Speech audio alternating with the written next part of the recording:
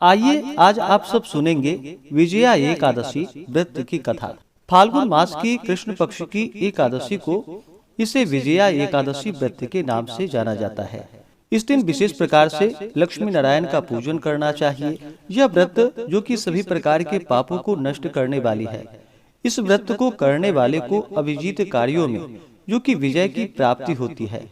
राज दरबार में बैरियों से तथा परीक्षा आदि में सफलता प्राप्त कर धन वैभव लक्ष्मी प्राप्ति हेतु यह व्रत अत्यंत उपयोगी है। तो आइए सुनते हैं विजया एकादशी व्रत की कथा। तो बोलिए प्रेम से भगवान विष्णु की जय, माता लक्ष्मी की जय। एक बार महाराज युधिष्ठिर ने भगवान श्री कृष्ण से कहा कि हे प्रभु, आप कृपा कर फाल्गुन कृष्ण एकादशी का नाम, व्रत का विधान और महात्म्य एवं पुण्य फल का वर्णन कीजिए। मेरी सुनने की बड़ी इच्छा है। महाराज युधिष्ठिर के ऐसे वचनों को सुनकर भगवान श्री कृष्ण बोले कि हे राजा, इस एकादशी का नाम विजया है और यह निस्संदेह विजय को देने वाली है। जो प्रश्न आज तुमने मुझसे किया है, यही प्रश्न इससे अनेक काल पूर्व नारद जी ने ब्रह्मा जी से किया था। तब उन्होंने कृपा करके जो अनुपम चरित्र नारद जी को सुनाया था, वही मैं तुम्हें आज सुना रहा हूँ। भगवान श्री राम 14 वर्ष के लिए वनवास की आज्ञा शिरोधार्य कर वन में जाकर गोदावरी के किनारे पंचवटी में निवास किए। तपस्विनी सीता वहीं से रावण के द्वारा हरी गयी, जिससे वह अत्यंत ही व्याकुल एवं व्यथित हुई। भगवती सीता के वियोग में अग्नि के समान जलते हुए भगवान श्री राम उनको खोजने लगे। आगे कुछ दूर चलने पर उन्हें मरणासन्न अवस्था में जो कि गिद्धराज जटायु मिले। उन्होंने अपने आहत होने का समुचित वृतांत सुनाकर अपनी यह लौकिक लीला समाप्त की। आगे चलकर रामचंद्र जी ने कबंध का वध किया और सुग्रीव से मित्रता की। भक्त शिरोमणि केसरी नंदन हनुमान जी ने लंका जाकर भगवती सीता का पता लगाया। रावण को भगवान रामचंद्र का अनुपम तेज दिखाकर लंका को जलाया और सीता जी की खबर लाकर भगवान रामचंद्र को सुनाया। तब भगवान रामचंद्र ने सुग्रीव की सलाह से वानर और भालुओं की सेना लेकर लंका पर चढ़ाई की, मगर वहां पर सागर की महानता और अगाधता को देखकर चकरा गए और लक्ष्मण से कहा कि हे भाई, यह सागर तो अत्यंत ही अगम और अगाध दिखाई पड़ता है। इसको किस प्रकार पार करना होगा? यह विशाल वानरी सेना लंका में किस प्रकार पहुंचेगी? कोई युक्ति तुम ही बतलाओ। बड़े भाई के ऐसे वाक्यों को सुनकर विचारवान लक्ष्मण ने कहा कि हे प्रभु, आप स्वयं आदि पुरुष परमेश्वर हैं। यद्यपि आपसे कोई बात छिपी नहीं है, तथापि आप लोक लीला कर रहे हैं। आप तो जानते ही हैं कि यही समीप में ही महर्षि दालभ्य जी का आश्रम है। वह महामुनि अत्यंत ही ज्ञानी और बुद्धिमान हैं। यदि आप उनके पास जाकर यह प्रश्न करें तो वह अवश्य ही कोई उपाय बतलाएंगे। लक्ष्मण जी की ऐसी बातें रामचंद्र जी को ठीक जची और वे दालभ्य ऋषि के पास जाकर उन्हें प्रणाम किए। महर्षि ने आशीर्वाद देकर उन्हें आदर पूर्वक आसन दिया और फिर आने का कारण पूछा। उत्तर में रामचंद्र जी ने अपना अभिप्राय महर्षि से कह सुनाया। तब महर्षि जी ने कहा कि हे रघुकुल भूषण, आप फाल्गुन कृष्ण एकादशी, जिसका नाम विजया है, आप इसका व्रत कीजिए।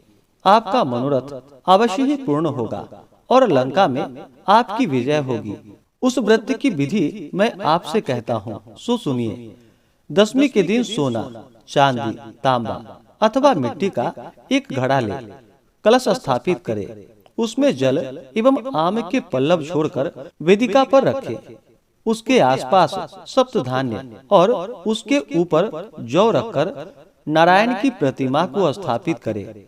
एकादशी के दिन स्नान इत्यादि से शुद्ध होकर धूप, दीप एवं नैवेद्य द्वारा विधिवत भगवान का पूजन करे। उस दिन भर उस कुंभ के सामने बैठकर भगवान का ध्यान करे और रात्रि में भी ध्यान करते हुए जागरण करे।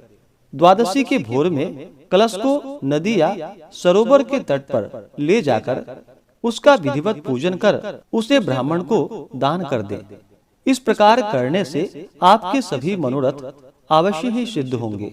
दालभ्य ऋषि के ऐसे वचन को सुनकर भगवान राम ने सेना सहित व्रत को धारण कर लंका पर विजय प्राप्त की।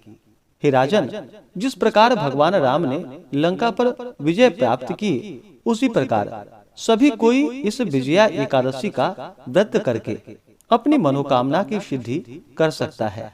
अतएव विजया एकादशी का व्रत अवश्य करना चाहिए। इसके महात्म्य को कहने एवं सुनने दोनों से ही अनेक पापों का नाश होकर वाजपेयी यज्ञ का फल प्राप्त होता है। तो बोलिए प्रेम से भगवान विष्णु की जय, माता लक्ष्मी की जय। इसी प्रकार से जो भी भक्त सच्ची श्रद्धा के साथ, नियम और निष्ठा के साथ विजया एकादशी का व्रत करते हैं, उन्हें सभी कार्यों में विजय की प्राप्ति होती है। जो भी भक्तजन एकादशी का व्रत धारण करने वाले हैं, उन्हें व्रत के लिए, जो कि दशमी के दिन से ही व्रत में नियमों का पालन करना चाहिए। व्रती को दशमी, एकादशी और द्वादशी इन 3 दिनों में, जो कि काश्य पात्र में भोजन नहीं करना चाहिए, मसूर का दाल प्रयोग नहीं करना चाहिए, मसूर नहीं खानी चाहिए, चने, मिथ्या भाषण, शाक, शहद, तेल, मैथुन, द्यूत और पान का सेवन नहीं करना चाहिए। दशमी और एकादशी के दिन चावल का प्रयोग नहीं करें। द्वादशी तिथि के दिन आप चावल ग्रहण कर सकते हैं। दशमी तिथि के दिन जो कि हविष्यान्न भोजन ग्रहण करना चाहिए, जैसे कि जौ, गेहूं, मूंग, सेंधा नमक, काली मिर्च, शर्करा और गौघृत आदि का प्रयोग करके एक बार भोजन करना चाहिए। दशमी की रात्रि में एकादशी व्रत का स्मरण करते हुए, भगवान विष्णु का स्मरण करते हुए सोना चाहिए और एकादशी की सुबह नित्य क्रियाओं से निवृत्त होकर के गंगा नदी में या घर के नहाने के पानी में ही थोड़ा सा गंगा जल मिला करके स्नान करना चाहिए। शुद्ध वस्त्र धारण करना चाहिए और व्रती को व्रत का संकल्प लेना चाहिए और फिर जितेंद्रिय होकर श्रद्धा, भक्ति और विधि सहित भगवान का पूजन करे। उत्तम प्रकार के गंध, पुष्प, धूप, दीप आदि नैवेद्य आदि से अर्पण करके निराजन करे। तत्पश्चात जप, हवन, स्तोत्र पाठ और कथा आदि का श्रवण करे। मनोहर गायन, वादन और नृत्य करके प्रदक्षिणा और दंडवत करे। एकादशी की रात्रि जागरण करते हुए समय को व्यतीत करनी चाहिए। भगवान का स्तोत्र पाठ आदि करते हुए समय को व्यतीत करे और द्वादशी तिथि की सुबह स्नान करके शुद्ध वस्त्र धारण करके भगवान का पूजन और आरती कर लेनी चाहिए। इसके बाद ब्राह्मणों को भोजन करवाना चाहिए। ब्राह्मणों को दान और दक्षिणा देनी चाहिए। गरीबों को भोजन करवाना चाहिए और फिर समय के अनुसार व्रत का पालन करना चाहिए। ऐसे ही ज्ञानवर्धक जानकारियाँ प्राप्त करते रहने के लिए चैनल पे अगर आप पहली बार आए हैं तो चैनल को लाल बटन दबा करके सब्सक्राइब करें, साथ में बेल आइकन घंटी को दबाएं ताकि आने वाली वीडियो का नोटिफिकेशन आपको समय से मिलता रहे।